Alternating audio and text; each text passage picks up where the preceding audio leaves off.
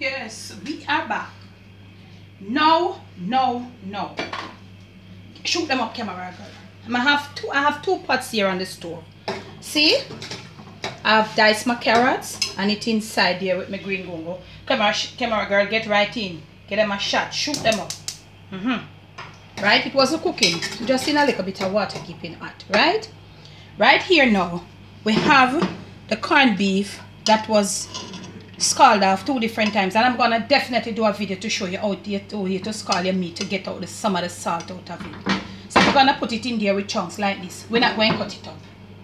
Because everybody is going to cook. Basically, everybody going to go inside of this thing one time. And you're going to want the same water. Because the scald, this is not the scald water in it. It has been scalded off 2 times. Remember, it was soaking for a few hours. And I scald it off 2 times. Yes.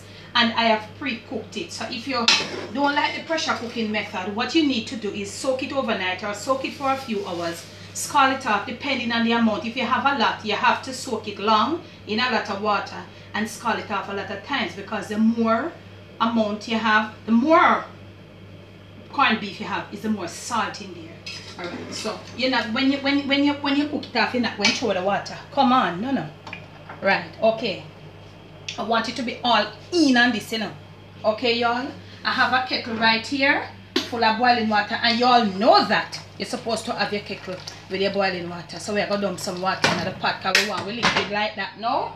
And right here, right now, you know, say, me I go get my spoon. My spoon, y'all. Okay. And look here. I want to say something to you right now. This soup not supposed to get no black and all of them. It is green gungo soup. Okay, y'all? Alright. Now, right here, we got meat. We got some meat. So I took off most of the meat that was left from the roast pork. Listen to me now. Put the camera on me. Hold on. I have some garlic here. Please ride and whistle with me now. I put it in before I forget. If you have the bone of the ham, remember I didn't do a ham. If I had done one, you'd have seen it. I tried, but I just could not afford one because I don't do small hams. They did on a yard, my ham for £15 and over, and I could not afford one, so I just let it buy for this year. Okay, but at some point I'm gonna get you in on that ham. Now, so if you have your ham bone and meat is left, right in camera girl, you want to take off the meat in chunks. You don't want to take it off thin as you would, because the meat are going to go in the pot, go cook, and you don't want it cook up. So you're going to put in some of them left back here. You're going to make sure you cut it off as much as possible, and you have that bone here, so you're going to put that bone here. That ham bone is even better, more flavor. Yeah? And we're going to put in all the rest of the roast pork and sitting. And I feel like, I feel well, you know. Okay, y'all, are you in camera girl? Yes, man. Watch how this thing I go wrong. Hot water. You see the heat coming up? Yes, sir. Soup dumpling. Right in. Remember me telling you, you know. So you must put little something there. Little, you put 2 pinners too. Use one of them and put 2 little pinners in the soup dumpling. Hold on. Right in camera. Right here. Keep them here. So, you're putting in your soup dumpling. You see how the dough is soft and nice? Manageable. Yes, man. Mix it. The video is up. So, you all get right in. And remember to put a little butter. Nice dumpling. When everybody get going. So, if you're noticing what is happening right here now, if you're noticing what is happening, it's like basically everybody is going in at the same time. Because of the nature of the gungo peas. This gungo peas don't take long enough, so everybody are going to roll together, eh? I put in some pinners here and we're done. 2 pinners, start out with something. Yeah, that's where we have. So, all meat in, dumpling in, and me personally, this is where I put in my pack soup. Because me want all the noodles and everything to cook up. I don't want to taste no noodle and no noodle soup.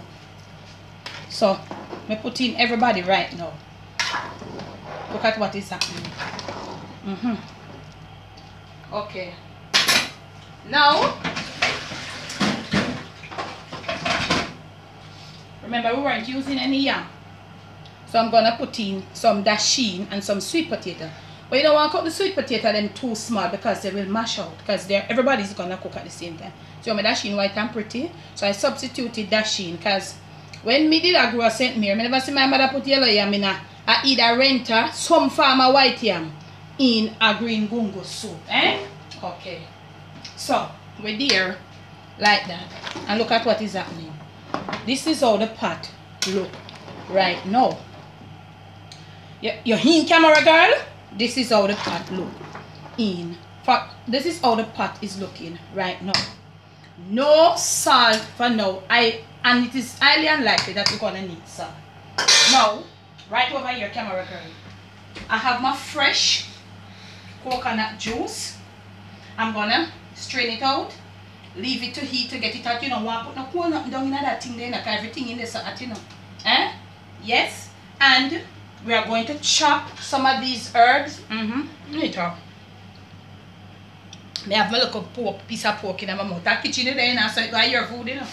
We'll chop some herbs and we are going to get something together and we are going to leave this. But we want to get the coconut milk in, but we are going to get that in off camera, right? So that will bring up the amount of liquid where we want in this pot. So we'll squeeze out the coconut milk. Maybe we just might carry in pan because when we squeeze the coconut milk, you know, and put it in, we are going to have the chopped herbs ready and everybody are going to roll together like that in this pot of soup. Okay, y'all? Yo, that pot of soup here, it are going to lit.